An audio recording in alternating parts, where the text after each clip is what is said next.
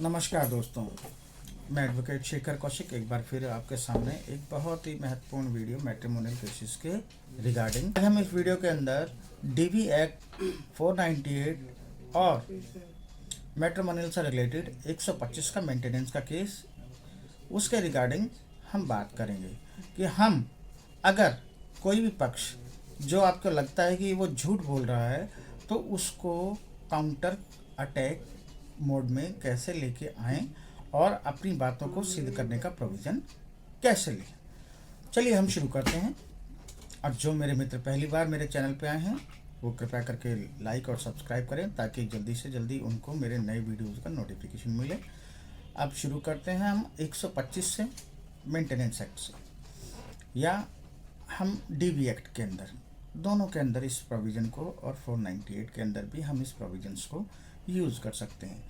अब होता क्या है कि हमने कई एलिगेशंस जो हमारे खिलाफ मुकदमा हुआ है या हमने किसी के खिलाफ मुकदमा किया है, तो हम उन चीज़ों को स्ट्रीमलाइन नहीं पाते हैं। जो उसने एलिगेशंस लगाए हैं वो डॉक्यूमेंट्स के द्वारा या तो सपोर्टेड नहीं होते हैं या वो लगाना नहीं चाहते हैं जानबूझ के। तो अब हम इस चीज़ को, ये बहुत ही जेन्युइन समस्या है जो कि हम लोग कहते हैं जज साहब को कि जज साहब ये चीज़ सपोर्ट नहीं करती, और जज साहब कहते हैं ठीक है ट्रायल में देखेंगे, but trial is the not the solution. Trial solution नहीं है। हकीकत बात यह है कि हम लोग by the virtue of laws इस चीज़ को भी, अगर नहीं सुनवाई हो रही है तो हम इस चीज़ को अपने जज साहब की फ़ाइल के रिकॉर्ड में लेके आ सकते हैं, क्योंकि जो चीज़ लिखित में फ़ाइल में होगी उस चीज़ के आधार पे आपका फैसला चलेगा और आपके लिए वो ही एक सबसे अच्छा और बेटर ऑप्शन है। तो दोस्तों, अब जिस चीज़ के बारे में मैं आपको बताना चाहता हूँ वो है 91 की सीआरपीसी की एप्लीकेशन, जिसके कि हम प्रोडक्शन ऑफ डॉक्यूमेंट्स की डिमांड करते हैं with the list of documents, जिसके लिए हम सामने वाली पार्टी को ये कहते हैं कि आप अंडर सेक्शन 91 की एप्लीकेशन जज साहब के पास लगाने के बाद साथ में लिस्ट ऑफ डॉक्यूमेंट्स हम देते हैं। उस लिस्ट ऑफ डॉक्यूमेंट के अंदर हम जो भी नेसेसरी डॉक्यूमेंट्स जो कि उसके एलिगेशंस हैं उसके सपोर्ट में आपको चाहिए या उन्होंने लगाए नहीं हैं, ताकि आप अपना काउंटर क्लेम प्रूव कर सकें, आप अपने केस को बेहतर तरीके से लड़ पाएँ और सच सामने फाइल के अंदर आए, ताकि जज साहब सही से आपके केस पे डिसीजन ले पाएँ। ये एक बहुत ही इम्पॉर्टेंट एप्लीकेशन है।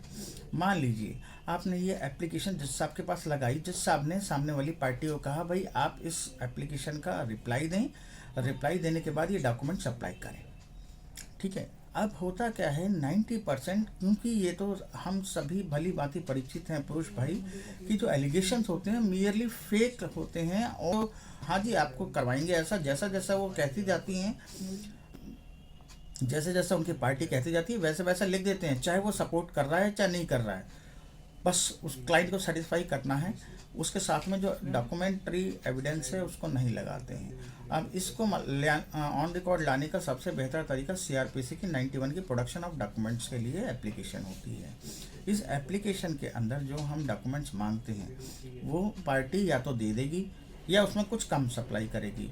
अगर वो दे देती है और आप सेटिस्फाई होते हैं, बहुत अच्छी बात है, वो चीज़ें रिकॉर्ड पे आ जाती हैं और आपके वकील साहब उसको जब भी क्रॉस होता है उन चीज़ों को एग्जिबिट लेके और उस पर क्रॉस क्वेश्चनिंग कर सकते हैं, जिससे कि सामने वाली पार्टी जो भी रहे उसको आप क्रॉस अच्छी तरह से करेंगे तो आपकी जो सत्यता है केस की सामने आ जाती है और हमें केस जीतने में बहुत महत्वपूर्ण भूमिका अदा करती है। अब सेकंड सिचुएशन को लेते हैं कि जहाँ पे कि आपको डॉक्यूमेंट कम सप्लाई हुए हैं या फिर आपको सप्लाई ही नहीं हुए हैं।